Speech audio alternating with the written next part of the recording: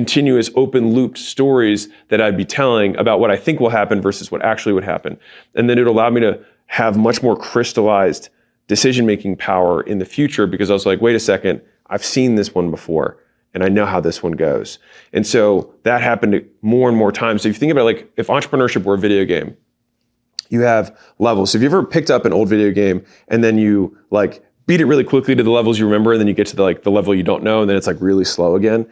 And I think entrepreneurship is a lot the same way, is because you were like, oh, I know where that pothole is. Oh, I know I can go get the extra ammo there. I know how to get I know what this director of sales should look like. I know what a director of marketing should look like. Oh, I've never run Facebook ads before. Slow. And then you just die, and you respawn over, and then finally you get through. And then the next time you beat all 6 levels, and then you also beat the Facebook level, and then you're like, all right, well now we're gonna run YouTube ads, and you're like, die. And so I see entrepreneurship a lot of the same way, but if there's so many things that are happening every day in business that if you don't have a way to crystallize the knowledge to document what you've done, it's like you don't develop this repertoire, or at least for me, not as easily. So the nuance of what I remember, it fades. Right? I don't remember like, what was the big breakthrough here? I'm like, I just know that it worked, but I want to know why it worked, so that when a new situation comes up, I can know how to increase the likelihood that it happens again. And so nowadays I publicly do this stuff through shorts and longs and tweets, but fundamentally the thing that got me into doing it in the early days was the side benefit that people would watch it, but the primary benefit that future me would be able to reference back to this thing and know where I was at that time, what I was struggling with, what beliefs I had. And that was probably the one that was most interesting was, hey, if there was a period of time where I was crushing it, how was I seeing the world, and is it different than now? So it's almost like having a time machine. So it's like, okay, if all of a sudden I get into like a losing streak, I'm gonna go back to when I was winning, and I'm gonna watch some of the stuff that I was doing then, so I can keep it top of mind. Like, oh, what's different between these two things? But if I don't have that to reference, then I just have to go off memory, but my memory in the current state is being jaded by my current situation. And so I wanna be able to have a source where I can go back to truth, and truth just being things that are documented. And so I see this as a really huge problem for a lot of small business owners, or really just business owners in general, is that they make a mistake, but they learn the wrong lesson from it.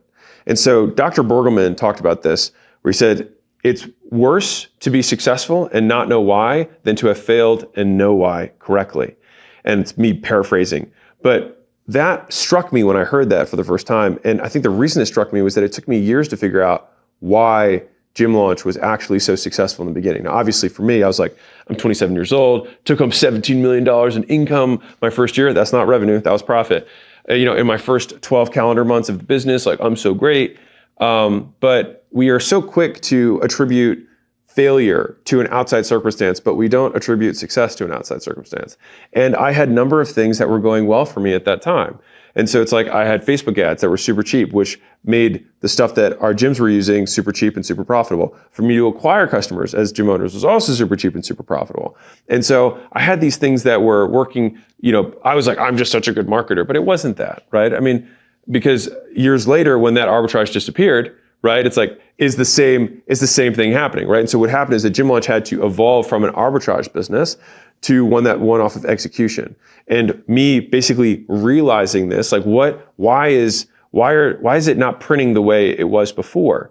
It's like, oh, it's because the context has changed. And so I became a much better entrepreneur despite the fact that the net income went down. And so learning from that is both humbling, but also the only thing that you can do to get better. And if we see ourselves as the asset that we're ultimately building throughout our lives, which we eventually just cash in at the end and die anyways, then making sure that I'm getting the right thing, the right lesson from the scar is arguably the most important thing that you can have to move faster. Because when you watch that person play that video game again, when they know the game, it's not like they're moving super fast. They're just don't make the wrong turn. They go directly for the ammo. They go directly, they avoid the pothole. They avoid the potheads too. They hit the dragon right at the sweet spot because they know where it is, because they died 20 other times hitting the wrong part of the dragon that's not the sweet spot. And so it's more efficient movement. They have less wasted moves. And so I see that the same way as entrepreneurship. It's not like the businesses that I have are so much bigger than the ones that I had before, and they grow so much faster because I know how to go through the first early levels really quickly because of what I've documented before. Here's what it looks like when it's wrong. So I'll talk to, a small business owner and say, hey, I hired a salesperson and then it didn't work out. And I'm like, cool, so what'd you learn from that? This is always one of my favorite questions, like, what'd you learn from that? And so I asked this to myself, like, what'd you learn from that? And so with this particular individual, he says like, well, no one can sell like I can sell. I'd be like, well, I think you might have learned the wrong lesson from the mistake. And like the only thing worse than having the mistake is learning the wrong lesson from the mistake, because then you're bound to repeat it again. And so a fool never learns from their mistakes. A dumb person learns from their mistakes eventually. A smart person learns one lesson from a mistake.